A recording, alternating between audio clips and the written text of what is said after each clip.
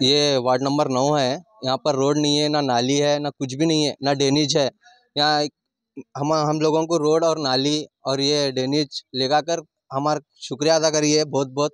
मैं मैडम को भी और अलन प्रभु साहब को भी बोलता हूँ कि मैडम और अलन प्रभु साहब दोनों विजिट करे सो एक बार आके इधर। अलन प्रभु साहब बोले हम करेंगे, वो करेंगे, ये करेंगे बोल के बोले। हम सबको ये गुजारिश करते हैं कि जल्दी से जल्दी आकर ये करिए बोल के हम बोलना चाहते हैं। और छोटे बच्चे इधर खेलते हैं। ಎಷ್ಟು ಮನೆ ಸರ್ ಇಲ್ಲಿ? ಇಲ್ಲಿ ಸರ್ 300 ಮನೆ ಇದೆ ಸರ್, ತಕರೀಬನ್ 300 ಮನೆ ಇದೆ. ಯಾರು ನಮ್ಮದು ಕೇಳೋದು ಏನೂ ಇಲ್ಲ. MLA ಸಾಹೇಬರು ಬಂದು ಹೋದರು, ಎಲ್ಲ DC ಸಾಹೇಬ್ರ ಬಳಿ ಒಂದು ಲೆಟ್ರ್ ಕೊಟ್ಟಿದ್ವಿ ನಾವು. ಕಾರ್ಪೊರೇಟರ್ ಸಾಹೇಬ್ರು ಬಂದಿದ್ದರು, ಅವ್ರು ಭೀ ಎಲ್ಲ ಮಾಡ್ಯಾರ. ಇದು ಯಾರು ಭೀ ದೀಡ್ ತಿಂಗಳದಾಗ ಯಾರು ಭೀ ಕೆಲಸ ಮಾಡಲಿಲ್ಲ ಅಂದರೆ ನಾವು ಯೋಚನೆ ಮಾಡಾಕತ್ತೀವಿ. ಫುಟೇಜ್ ಮಾಡಬೇಕಂತ ಡಬ್ರಾಬಾದ್ ಕ್ರಾಸಲ್ಲಿ ಒಂದು 2-3 ಸಾವಿರ ಮಂದಿ ಇದೆ, ಜಮಾ ಮಾಡಿ ಕೇಸಿ ಫುಟೇಜ್ ಮಾಡ್ಬೇಕಂತ ಯೋಚನೆ ಮಾಡಾಕತ್ತೀವಿ ನಾವು. ಯಾವ ವಾರ್ಡ್ ಸರ್ ಇದು? ಇದು ಗೌಸಿಯಾ ಮಸ್ಜಿದ್ ಅಂತ ward number 9 ward number 9 sir. ನಮ್ಮ ಹೆಸರು ಸರ್? ನನ್ನ ಹೆಸರು ಸೈಯದ್ ಮುನ್ನಾ ಅಂತ. ಮುಂದೆ ವಿಚಾರ ಸರ್, ಇಲ್ಲಿ ಸಣ್ಣ ಸಣ್ಣ ಹುಡುಗರು ಇದ್ದಾರೆ, ಹಾವುಗಳು ಭಾಳ ಇದೆ.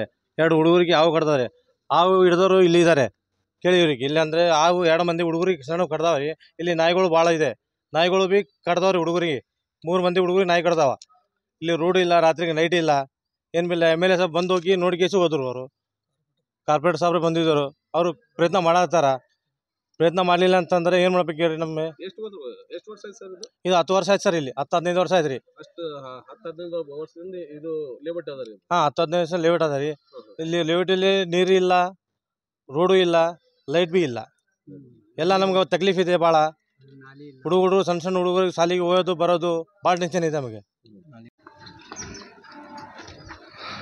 डबराबाद क्रॉस नियर ನಮಸ್ತೆ. Dabrabad cross near Raj function hall opposite ಹತ್ತಿರ ಇಲ್ಲಿ ಗೌಸಿಯಾ ಮಸ್ಜಿದ್ ಇದೆ. ಇಲ್ಲಿ ಏರಿಯಾದಲ್ಲಿ ವಾತಾವರಣ ಬಹಳ ಹದಗೆಟ್ಟಿದೆ. ಏಕೆಂದರೆ ಈ ರಸ್ತೆ ಇಲ್ಲ ಮತ್ತು ನಾಲಿ ಇಲ್ಲ ಹಾಗೂ ಕರೆಂಟ್ನ ಸೌಲಭ್ಯ ಇಲ್ಲ.